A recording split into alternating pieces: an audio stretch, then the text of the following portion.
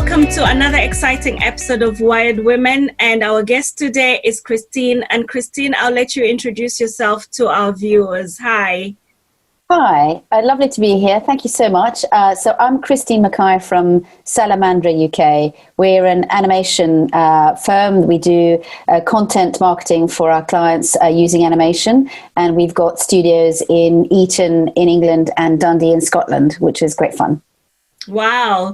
Is that the Salamandra at the back there dancing along? I love his tunes.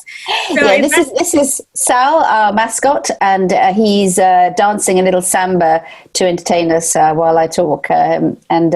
He's very engaging and kind of representative of our brand, I guess. Amazing. So do you want to tell us a little bit more about who is Christine as a person first, and then we can delve deeper into your brand and your journey, where you've been at and where you're going from here? Sure. So I started after university. I started in London in a record company, a record industry independent company. It was in the time when we had our first huge recession, and one company was falling after another. So I then jumped in a 18-year-old combi with my then boyfriend, and we drove across Africa. We zigzagged across the continent. It was very exciting. It was supposed to take 3 or 4 months. It actually took a year. And we had some amazing experiences. And I ended up staying in South Africa for a number of years. And I actually started up Salamandra there. It was really exciting. It's a amazing continent, an amazing country, South Africa, with lots and lots of opportunities. And I had huge fun there. And then I moved to New Zealand for a few years. And that's when I fell in love with animation as not only as an amazing medium, because I've always been a very visual person, but also for use in B2B environments. So when I came back to the UK, I realized that there was a bit of a gap in the industry and started up Salamandra UK to help with the sort of animation side of things for B2B. Having said all that, from a sort of authenticity perspective, I've done lots of jobs, but I've been made redundant twice. I've been fired twice. I've started up 2 companies. So, there's lots of ups and downs in businesses, I'm sure that you know. And it's just a way of making sure that, we crack on and try new things. And sometimes it works and sometimes it doesn't. So, but thanks for having me on board, Jennifer. It's going to be great to share some of these ideas with you. Amazing. Thank you so much for that detailed insight into your background. That's amazing. And preemptively, you already told me about the authenticity part, the toolbox. You've already literally started to unpack that, which I like so much. So you said to me, if I understood you correctly, you've failed in a job before, you've been fired before, and all of that. So tell me, what does it take to actually go from there, from a person who's working in a 9-to-5 job, and what was it, that very moment, that got you into a place where you said, this is my moment now, and I want to go ahead and start my own business and be my own boss? What was that attribute in you? The attribute, gosh, I think it's just about finding solutions and being able to add value. When I first started Salamandra, the version in South Africa, I'd noticed that there was a bit of a gap between when brands use agencies. They might have a marketing agency and they'll have a PR agency, and they use 2 different companies to help them, and that means that the message gets quite fragmented. And Salamandra in South Africa, it was salamandra.com at the time, was I think one of the first, if not the first agency in South Africa to marry the 2, and so that under one roof you had all the marketing and design elements as well as PR. Obviously it's been done quite a lot since then, but this is going back a few years. Mm-hmm. I guess it's just a drive to find innovative solutions, something that you found was a frustration yourself, because I've worked both client side and agency side, and that was something I felt was missing, and we offered at the time, and it was really popular. And the same thing with Salamandra UK, opening that here in England and Scotland, is that I'm a very visual person, and I think I absorb things more quickly visually, and our eyes immediately, drawn to images, but even more so to animated images or images in motion of some sort. And it's also such a great way to get your message across. So within 60 seconds, you can really encapsulate a lot of information, to the point that I love this stat. So Forrester's reckons that a 60-second animation or film is equivalent to a number of words if you had to describe everything that you're seeing, experiencing, hearing, the emotion, etc. And the number of words is staggering. They reckon it's equivalent to 1.8 million words, which is just beyond imagination. So we know that it's an incredibly powerful medium. And, we're all sort of time poor, and we've got a lot of information to absorb. And what better way to get your corporate message across but via, short, snappy animation that you can use on so many different formats. You can use it on, your email signatures, your websites, your presentations, etc. So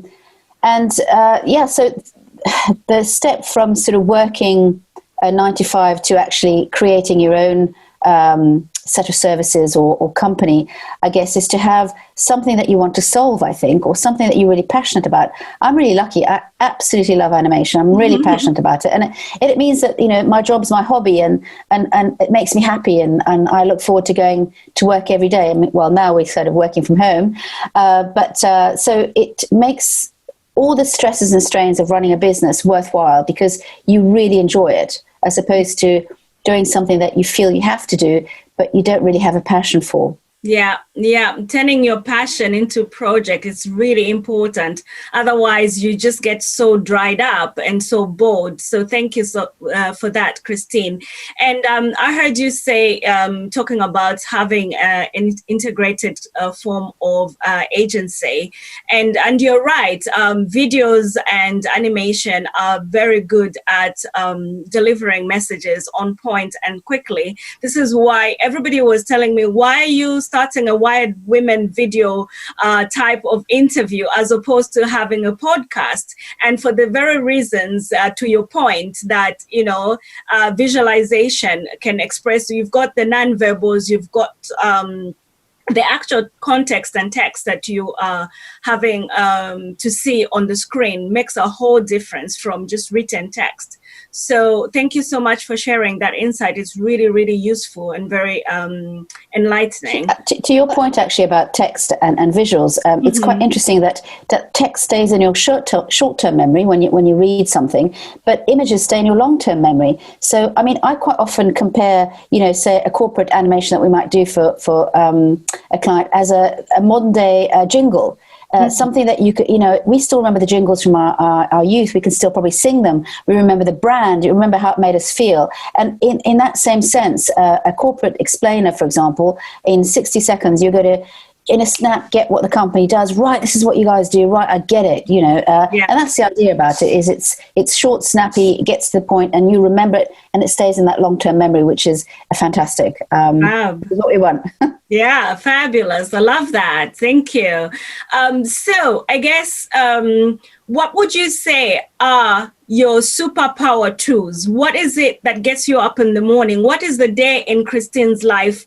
What does it look like, and what gets you up in the morning, and what keeps you sustained to go through? Obviously, at present moment, we've got COVID going on, but there's many other challenges that an entrepreneur faces running a business. But more so, there's some disparities, gender disparities as a woman. So you're not just an entrepreneur, but you're also female, but you're also being faced with the crisis that is going on around us with the pandemic.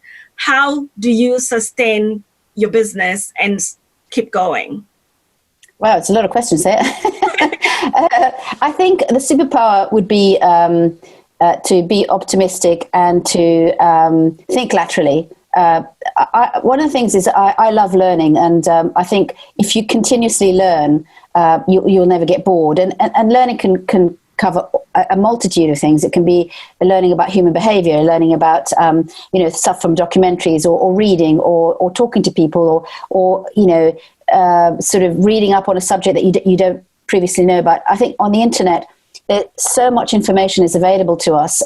We're incredibly spoiled, really. We continuously learn. I've recently discovered audiobooks, and I listen to stuff, whether it's business or fiction, while I'm doing something else. So I think if you continuously learn, you can never get bored. And I also say that to my team as well. I'm always encouraging them to learn and to develop. I firmly believe that, to quote Richard Branson, that if you train your team up to enable them to leave you, but treat them in such a good way that they don't want to, that's sort of the best outcome. And that's what we try and do at Salamander. And I do believe in continuous learning. We do all sorts of things in the company to keep us sort of our minds and our creative sort of brains ticking, from, lunch and learns, where we share all sorts of stuff. And it could be tips and tricks on 3D animation, but it could also equally be things on how to learn how to knit, or to make miniature furniture, or to learn sign language. It's all about keeping the brain in tune with new things and new approaches, and that helps you to have a different perspective. I've been lucky that I've lived and traveled quite a bit in different countries, and worked in different countries, and different markets bring very different learnings. For example, when I lived and worked in New Zealand, it's a very small market. And the budgets are very small, so you have to reinvent how you approach any kind of marketing, because you don't have the budgets that you might have in Europe or in Africa, for that matter.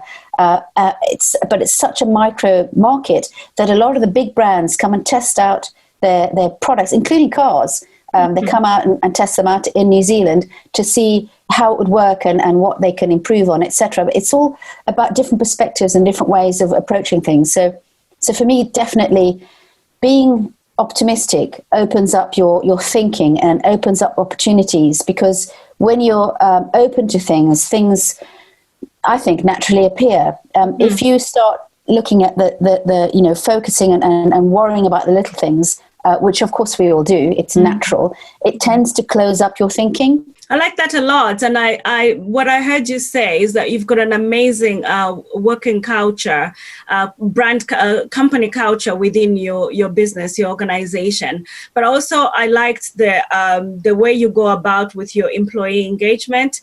That kind of like stimulates their minds from different points of view, from the creative side of things, but also just to make the place more fun and to be a place for humans to actually exist and grow from. So that's really amazing.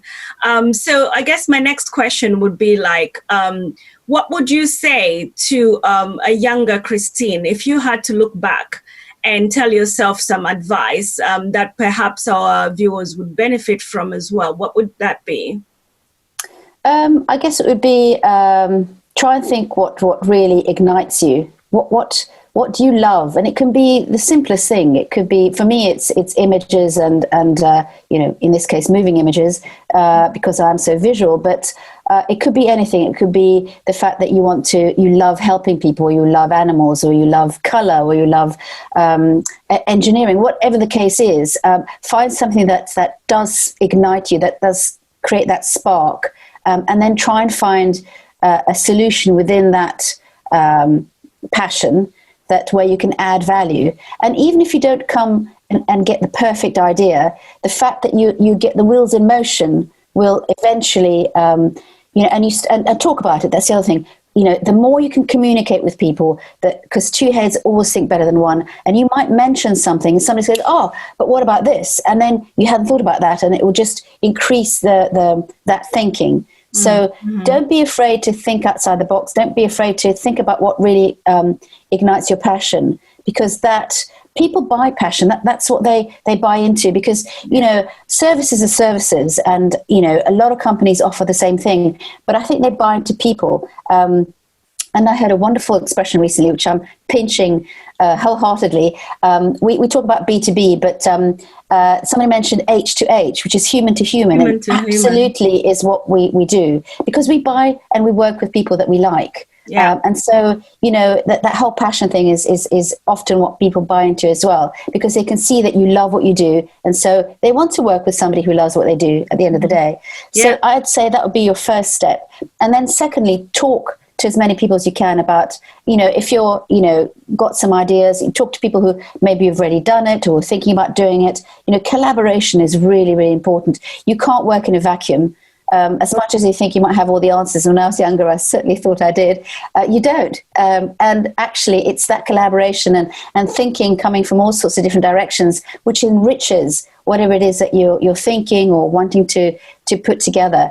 And, our team at Salamandra UK is amazing. They come up with the most bonkers ideas, and then we try and make it work. I like that, because I've been recently reading The Law of Success by Napoleon Hill, and that's one of the fundamental points that he makes, that, when one or more minds come together, they create what he calls a mastermind. And yeah, absolutely. And so where there's a mastermind, there's bound to be an explosion of ideas, and you can lean on each other and strengthen each other really when one is feeling down and weak. So thank you so much for that expression. To your point, actually, there's another term that I really like, which is which you're probably familiar with, which is Ubuntu, which is an African term, which means that we're better and we're stronger together. Yeah. And I love that, because it's got so many levels of depth. We're better together in so many ways. It's a collaborative way, as in a community, as in two heads work better than one, as in we support each other, all that kind of stuff. I do think that we can't work in a vacuum. We can't live in a vacuum. We are a gregarious creature, and we need to be around other people. Yeah, I like that, because at the end of the day, relationships create that harmony, and that harmony, it brings in some strong energy that people can tap into to keep themselves motivated and going. So absolutely. And I love the Ubuntu reference. Thank you so much. So yeah, Christine, so I would like to know about the human side of you now. You've been so kindly sharing a lot about your attributes and your power tools as a businesswoman. So I would like to delve deeper and unpack a little bit about you as a person. So can you tell our viewers, what is it that makes you tick as a person, as a human being? What makes you human? Oh my God, what a question. That's very philosophical. I don't know what makes me human. I enjoy being with people. I love meeting all sorts of different people, different nationalities. I'm fascinated by human behavior. And I've been lucky enough to have two wonderful children, and they've taught me a lot. I even said to them, I'm here to teach you, but you're equally here to teach me. And it's definitely been a two-way learning process. One of sort of my personal mantras is whenever I come to crossroads, and whether it be business or personal, and we all have loads of those, is that I always try and pick the choice that has the most love. I think that's really important. I like that. At the end of the day, we are all human. We should all be here to help others wherever we can, and help ourselves as well. That's why we have two hands, one to help somebody else and one to help ourselves, to quote Audrey Hepburn. And I think it's I don't know. It's a very deep question, Jennifer. It's because maybe I'm a social science student. I'm doing my MA in international relations, and public relations. That's just sort of my default place. I just love the relationship aspect of a human being and how they relate and how they coexist as a human being first. And then that's what makes you authentic. And I believe that's why I created Wired Women, because I believe behind all of our brands, behind all, like you said, rightfully to your point, people buy from people. So for me, I would like our viewers to have the benefit of knowing you as a person, as well as what you do and do very well at Salamandra. So I just kind of wanted to sort of peel the onions off of that and just get to the core of the human behind Christine. And you did well to answer it. Good. Unless you want to add anything else with that clarification in mind.